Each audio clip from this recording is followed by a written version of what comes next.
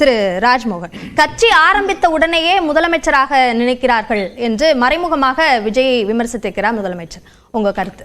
தலைப்பு மாண்புமிகு முதல்வர் சொன்னது சாத்தியமா சவாலா? அவர் CM sir one of the senior most politician. அவர் கட்சிக்குள்ளேயும் அரசாட்சியிலும் அவர் பார்க்காத உயரங்கள் இல்லை, ஏற்ற தலைவெல்லாம் பார்த்தவர்.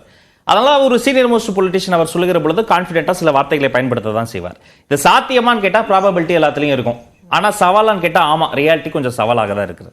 சார் சொன்னது மாதிரி இது நேற்று ஆரம்பிக்கப்பட்ட கட்சி தான், ஆனால் இதுல ஒரு உழைப்பு இருக்கு. நாங்களும் சின்ன சின்னதா சில விஷயங்கள்லாம் பண்ணியிருக்கிறோம். நேற்று ஆரம்பிக்கப்பட்ட கட்சி தான், ஆனா தளபதியினுடைய போட்டோவை மட்டுமே A4 ஷீட்ல பிரிண்ட் அவுட் காமிச்சு 127 ஊரக உள்ளாட்சி வெற்றி வேட்பாளர்களை வெற்றியாளர்களை கையில் வைத்திருக்கக்கூடிய கட்சி.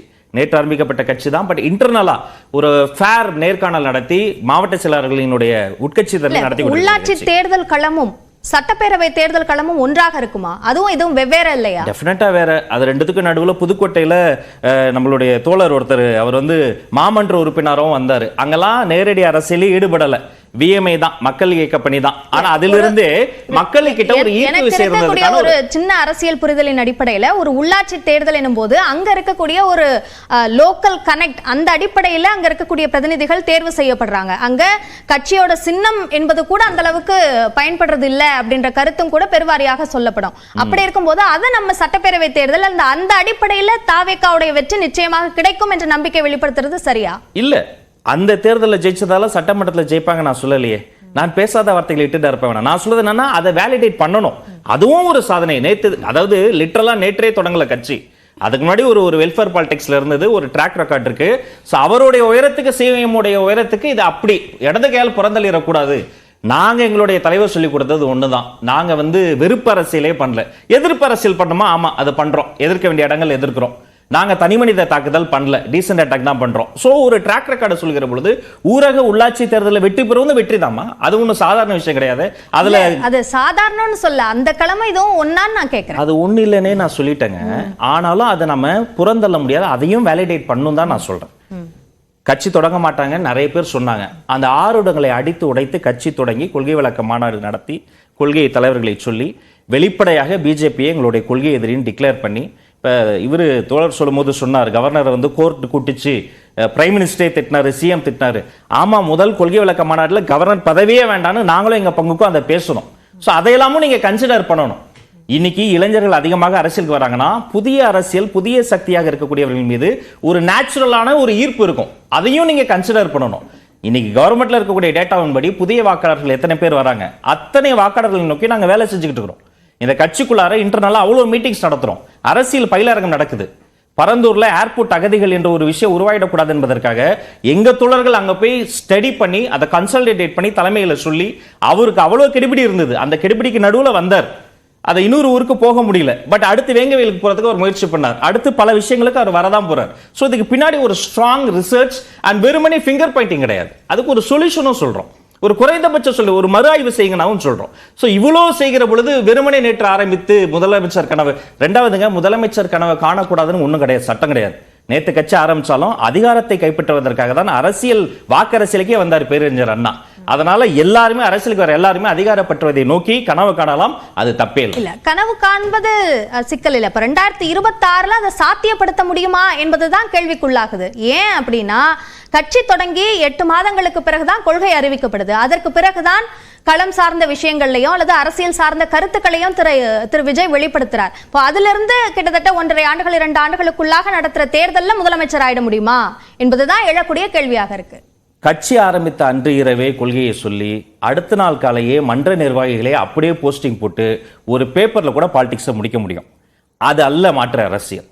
இன்னும் சொல்லப்போனா மீனவர் பிரச்சனை, ஈழத்தமிழர் பிரச்சனையில் ஆரம்பிச்சு ஜல்லிக்கட்டு போராட்டத்திலிருந்து இப்ப சமீபத்தில் தூத்துக்குடியில ஸ்டோலினுடைய வீட்டுக்கு போனதுல இருந்து எப்பெல்லாம் மக்களுக்கு தேவையான ஒரு சப்போர்ட் தேவையோ அப்பெல்லாம் ஃபார் த பீப்புள் அந்த மனிதர் நின்று இருக்கார்.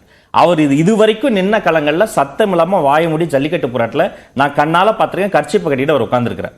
ஸோ அப்படிப்பட்ட ஒருவர் கொள்கையை சொல்வதற்கு அவர் இவ்வளவு நாள் எடுத்துக்கிட்டாரு, இவ்வளவு மாவட்ட செயலப்படி இவ்வளவு டைம் எடுத்துக்கிட்டார். டைம் எடுக்கிறது நல்லதுன்ற நான் அவசரமா ஒரு மூவ் பண்றதை விட மிகவும் சித்தாந்த தெளிவோடு நாங்கள் அரசியல் படுத்திக்கிறோம். எங்க தோழர்களை அரசியல் மயப்படுத்துறோம். ஒரு பெரும் கூட்டம் ரசிகர்களாக இருந்தவர்களை முதல்ல தொண்டர்களாக மாற்றோம். அந்த தொண்டுலம் கொண்ட அந்த தொண்டர்களை நாளைக்கு தலைவர்களாக மாற்றுவோம். இது ஒரு ப்ராசஸ். இது ஓவர் நைட்ல நடக்கிறது கிடையாது. இதற்கு ஒரு ஒரு ஒரு சாலிடான டைம் கொடுக்கணும். நீங்க சொல்ற அதே விஷயம்தான். எல்லாவற்றுக்குமே ஒரு காலம் எடுத்துக்கும். கொள்கைகளை பரிசீலிக்கிறதுக்கும் சரி, அரசியல் மயப்படுத்துறதுக்கும் சரி, இதையெல்லாம் அதற்கான நேரம் எடுத்துக்கொள்ளும் போது முதலமைச்சர் என்ற கனவுக்கான அந்த காலகட்டமும் ஒன்று இருக்கதானே செய்யும். முதலமைச்சர் கனவு என்பது ஏதோ நம்ம மதிய சாப்பிட்டுட்டு தூக்கத்துல வர கனவு கிடையாது.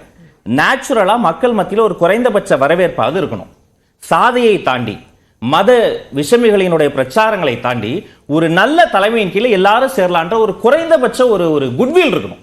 அப்படிப்பட்ட ஒருவரை வைத்துக்கொண்டு நாங்கள் களமாடி கொண்டிருக்கிறோம்.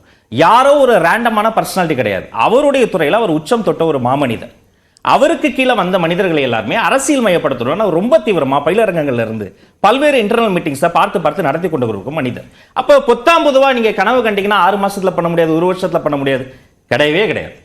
களத்துல ரூட்ஸ்ல ரொம்ப அந்த வார்டு லெவல்ல விஎம்ஐனுடைய, அதாவது விஜய் மக்கள் இயக்கத்தினுடைய தம்பிகள், தோழர்கள், தோழிகள் நிறைய ஒர்க் பண்ணியிருக்கிறாங்க. ஸோ அதையெல்லாம் வைத்து நான் சொல்கிறேன், நிச்சயமாக 2026 தேர்தல் மாண்புமிகு முதல்வர் அவர்கள் சொன்னதை போல இனிமேல் எல்லா இதுலையுமே நாங்கள் தான் ஜெயிப்போம் என்பது அது சவால் தான் என்பதை எனது கருத்து. ஓகே, திரு ஜென்ராம், 2026 தேர்தலிலேயே நிச்சயமான ஒரு சவாலை தாவேக்காவால் ஏற்படுத்த முடியும் என்கிறார் திரு ராஜ்மோகன். ஆனால் நீ என்றுமே திமுக தான் ஆளும் என்ற இந்த கருத்து, இது ரெண்டையும் எப்படி பாக்குறீங்க? இல்ல, கொள்கைகளை முடிவு செய்வது, நடைமுறையை தீர்மானிப்பது, கட்சி அமைப்பை நிறுவுவது எல்லாவற்றிற்கும் காலம் வேண்டும். நிதானமாக செய்வது தவறில்லை அப்படின்னு நண்பர் ராஜ்மோகன் சொன்னாரு. அவருடைய அதே உத்தியை அவர் தலைவர் எடுத்துக்கொள்ளும் அதே நிதானமான நடைமுறையை நானும் எடுத்துக்கொள்கிறேன்.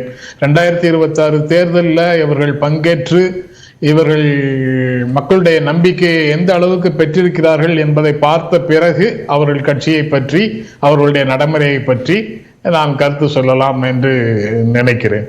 அதனால ஸ்பெசிபிக் கொஸ்டின்ஸ் அபவுட் டிவிக்கே நான் பதில் சொல்ல விரும்பல. சரி, இப்போ பொதுவாக இந்த தேர்தல் களத்துக்குள்ள ஒரு அரசியல் கட்சியாக டிவிகே என்ன செய்யுதுன்னு பார்த்தா, திமுக எதிர்ப்பு வாக்குகளை பிரிக்குது, அவ்வளவுதான். திமுக எதிர்ப்பு வாக்குகளாக ஏற்கனவே இருக்கக்கூடிய வாக்குகளில் அவர்களுடைய பங்கும் இருக்கிறது.